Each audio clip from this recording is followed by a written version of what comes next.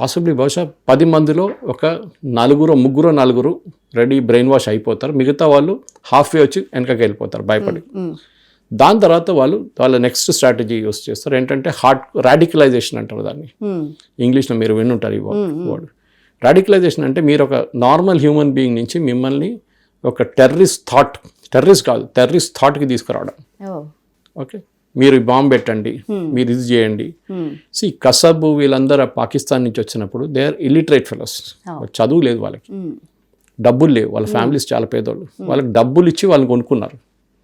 ఒక్కొక్కడికి 50 లక్షలు 40 లక్షలు ఇచ్చి వాళ్ళ ఫ్యామిలీకి చెప్పారు, వీడు వెళ్ళి వచ్చేస్తాడులే, భయపడకండి, టెన్షన్ లేదు, ఇండియాకి వెళ్తున్నాడు, ఒక పిక్నిక్ వెళ్తున్నాడు చెప్పారు వాళ్ళకి. వాళ్ళ ఫ్యామిలీ కూడా యాక్సెప్ట్ చేశారు.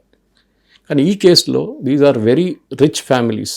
అదే సార్, ఇప్పుడు నేను అదే అడుగుదాం అనుకుంటున్నాను. ఇప్పుడు మీరు అన్నట్టు సామాన్యులైతే ఆ ట్రాప్లో పడిపోతారు, చదువుకున్న వాళ్ళు, డాక్టర్స్ కూడా ఉన్నారు ఇందులో. అంటే వైట్ కలర్ క్రైమ్ కింద దించోడచ్చు అంటారా? దట్స్ పొద్దు నుంచి అదే డిస్కషన్ నడుస్తుంది అన్ని ఛానల్స్లో.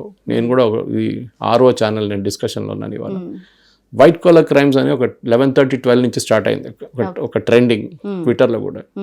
What is the white collar crime? మనం యూజువలీ వైట్ కాలర్ క్రైమ్ అనగానే మనం ఫైనాన్షియల్